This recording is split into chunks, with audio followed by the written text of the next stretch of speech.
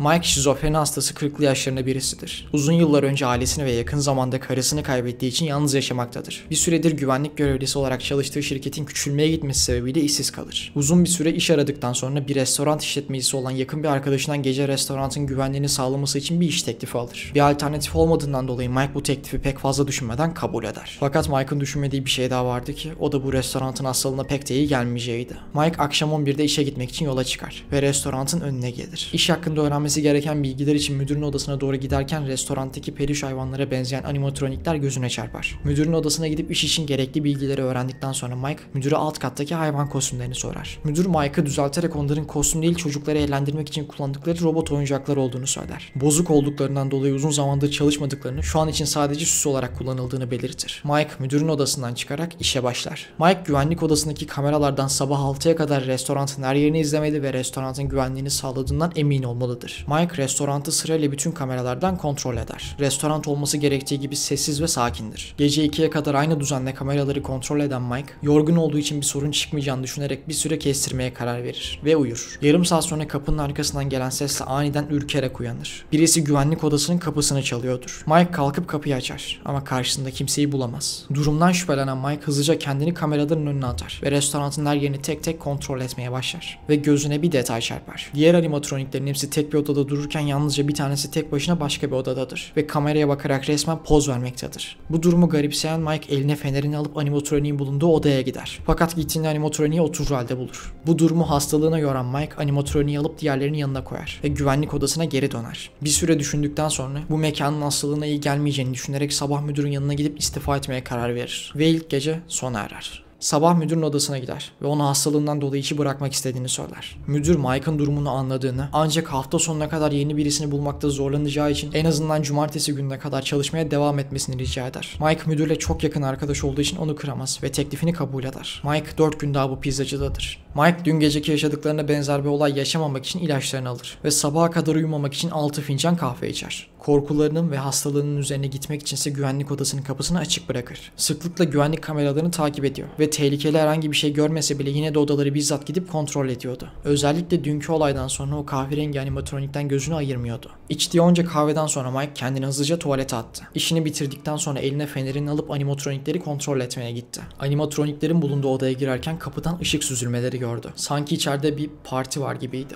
Mike içeri girdi ve sarı renkli animatroniğin çalıştığını gördü. Animatronik kafasını sağa ve sola sallayıp gövdesinden ışıklar çıkartıyordu. Mike gördüğüyle birazcık ürperdi. Fakat sonra arkadaşının kendisine söylediklerini hatırladı. Animatronikler bozuktu. Yani bozuk olan bir şey kendi kendine birisi ona dokunmadan çalışabilirdi. Bunu hatırlayarak kendini rahatlatıp bunun hastalığıyla bir alakası olmadığını düşündü. Animatroniği kapatmak için animatroniğin etrafında bir düğme aradı ve sırtında bir düğme kolu buldu ve kolu aşağı çekti. Animatronik aniden ayağa kalktı. Boyu Mike'ın boyundan daha yüksekti. Mike ani korkuyla kendini geriye doğru fırlattı ve yumuşak bir şeyin üzerine düştüğünü hissetti. Fenerini üzerine düştüğü cisme doğru tuttu ve Freddy'nin kucağına düştüğünü fark etti. Hemen kendini ileri atıp ayağa kalktı ve çalışan animatroniğe baktı. Kafasını sağa sola çeviriyordu fakat hareket etmiyordu. Ayağa kalkmasının sebebi çok büyük ihtimalle Mike'ın kolu çekmesinden dolayıydı. Mike animatroniğe yaklaşıp kolu geri indirdi ve bütün animatronikler aynı anda çalışarak ayağa kalktılar. Mike korkudan dilini yutmuştu. Freddy hariç bütün animatronikler ayakta çalışır haldeydi ve aynı senkronla kafalarını sağa sola çeviriyorlardı. Mike hızlıca güvenlik odasına koştu ve derin bir nefes aldı. Bir bardak su içip kameradan animatroniklerin bulunduğu odaya baktığında akıl sağlığının yerinde olduğundan pek de emin değildi.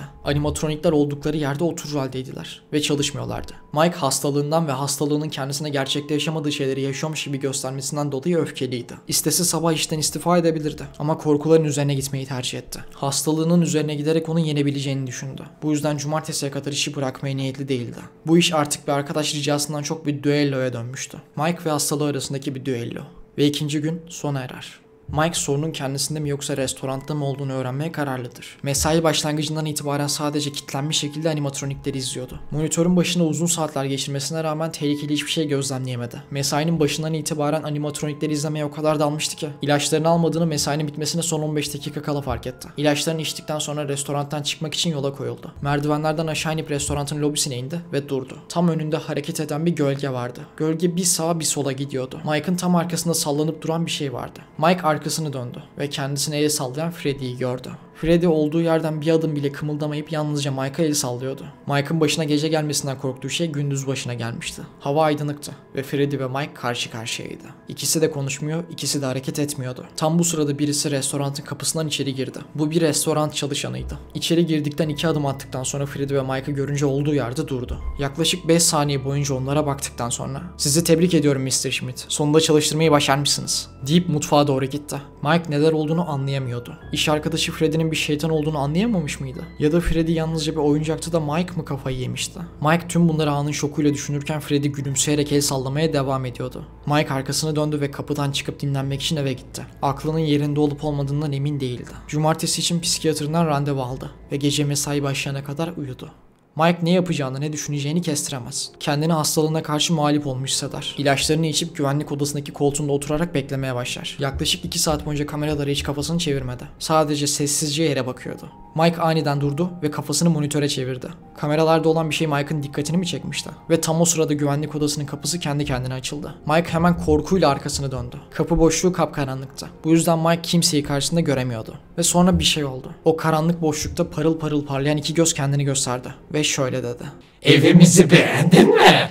Mike kriz geçirerek titremeye başladı. Kendini sandalyeyle birlikte geriye doğru attı ve kafasını masaya çarptı. Hafif sersemleyen Mike, kendini savunabilmek için masanın çekmecesinden silahını almaya çalıştı. Fakat Mike eline silah alamadan animatronik karanlıktan bir anda fırlayıp Mike'ın karnına 3 çizik attı. Eli hala çekmecede silah arıyor olan Mike, silahı eline aldı ve animatroniğin kafasına ve ardından göğsüne şarjör bitene kadar ateş etti. Animatronik yere yığıldı. Mike onu alt etmişti. Silahını masanın üzerine koyduktan sonra Mike karnında bir sıcaklık hissetti. Elini karnına götürüp geri çektiğinde elinin kıpkırmızı olduğunu gördü.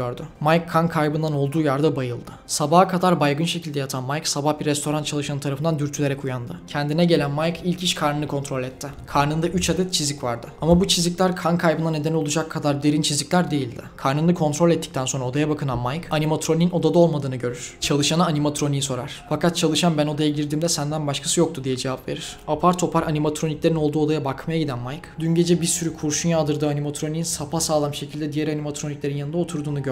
Mike kafayı sıyırmak üzereydi. Restorandan çıkıp psikiyatrından yarınki randevuyu bugün almasını ve kendini kötü hissettiğini söyledi. Fakat psikiyatr hiç boş vakti olmadığını söyleyerek Mike'ın teklifini reddetti. Yarına kadar sabrı olmayan Mike kafayı yiyip yemediğini kendisi öğrenmelidir. Bu yüzden işten istifa etmeyecektir. Fakat işe hazırlıksız gitmeye de niyeti yoktur. Mike mesaiye giderken yanına babasından kendisine kalan tek şey olan pompalı tüfeğini de alır ve sırt çantasına gizler. Mike müdürün restorandan ayrılmasını bekler ve herkes çıktıktan sonra restoranın alarm sistemini devre dışı bırakır. Pompalısını alıp animatroniklerin olduğu odaya gider. Burada çalışmaya başladığından beri yaşadığı tüm kabuslar karşısındaydı. Pompalı tüfekle ateş ederek bütün animatronikleri paramparça etti. Artık çalışmaları imkansızdı. Mike animatronikleri yok ettikten sonra rahatlamayı beklerken içi eskisinden daha da huzursuz olmuştu. Hastalığı o kadar ilerlemişti ki artık sadece kendisine değil, çevresindeki zararsız nesnelere de zarar veriyordu. Mike müdürüne bir istifa mektubu yazıp içine de animatronikler için özür niteliğinde $2000 koyup müdürün masasına bıraktı ve restorandan içindeki boşlukla birlikte ayrıldı. Sabah ilk iş psikiyatr randevusuna giden Mike artık pes etmiş gibi hissediyordu. Artık onunla savaşmak istemiyordu. Fakat Mike'ın bilmediği bir gerçek vardı. Psikiyatrıyla konuşan Mike ondan şok gerçeği öğrendi. Mike'la başka bir hastanın raporları karışmıştı. Mike aslında hasta değildi.